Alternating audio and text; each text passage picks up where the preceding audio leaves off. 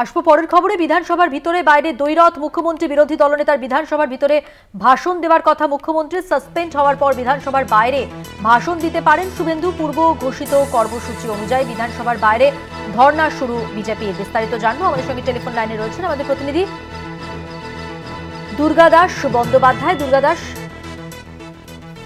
Hello. হ্যাঁ দুর্গা দাস, তুমি যদি প্রশ্নটা আরেকবার করো। বিধানসভার বাইরে ধর্ণা শুরু করেছে বিজেপি। হ্যাঁ, এই বিধানসভার বাইরে কর্মসূচি ইতিমধ্যেই ঘোষণা করেছিল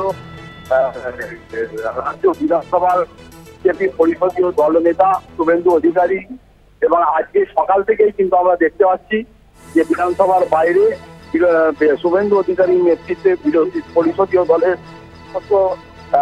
সমস্ত বিন্দু ধরা আছে গেরুয়া পাগড়ি পরে এবং ফেস্টুন লাগিয়ে, এবং তারা যে একটা সাদা টি শার্ট পরেছে প্রত্যেকে, সেখানে লেখা রয়েছে যে গর্ব করে বলো আমি হিন্দু। অর্থাৎ হিন্দুদের উপর মূলত অত্যাচার হচ্ছে, সরস্বতী পুজোতে পুলিশ দিয়ে করাতে হচ্ছে, বিভিন্ন জায়গায় দুর্গা মূর্তি ভাঙা হচ্ছে, এই জাতীয় একাধিক অভিযোগ এনে এবং কোনো একটা সম্প্রদায়কে তোষণের রাজনীতি করে শুধুমাত্র ভোট ব্যাংককে পুষ্ট করার চেষ্টা চলছে।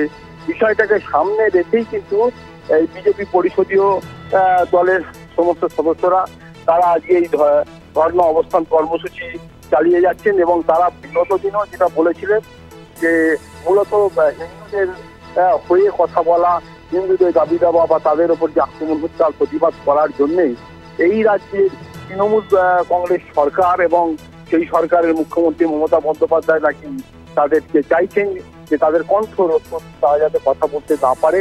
এরকম একটি হিন্দু বিরোধী অবস্থান কোনোভাবেই মেনে নেওয়া সম্ভব নয়। তাই এই রাজনৈতিক ইস্যুর পাশাপাশি যাতে এই হিন্দুত্ববাদকে সামনে রেখে আগামী দিনে লড়াইয়ের ময়দানে নামতে পারে তারা, এবং আগামী দিনে লড়াইয়ে নেতৃত্ব দিতে পারে তারা, সেই রাষ্ট্রেই তারা হাতে রাখতে চাইছে বলে মনে করছে রাজনৈতিক মহল। ধন্যবাদ। কথা বললাম প্রতিনিধি দুর্গা দাস বন্দ্যোপাধ্যায়ের সঙ্গে।